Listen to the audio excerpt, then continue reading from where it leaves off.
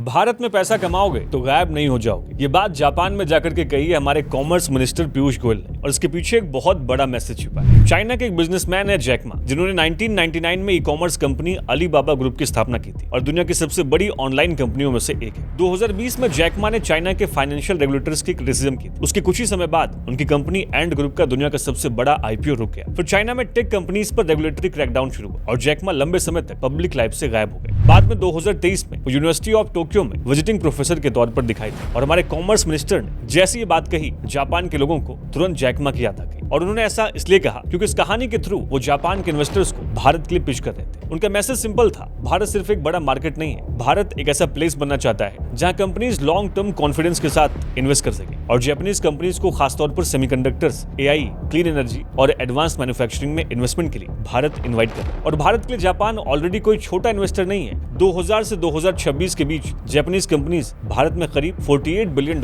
Invest कर चुकी हैं। यानी भारत का असली पिच शायद ये था, चाइना से सप्लाई चेन को डाइवर्सिफाई करना है। इसलिए भारत को सिर्फ चाइना +1 मत समझिए, भारत खुद एक मेजर मैन्युफैक्चरिंग डेस्टिनेशन बनना चाहता है। जय हिंद, जय भारत।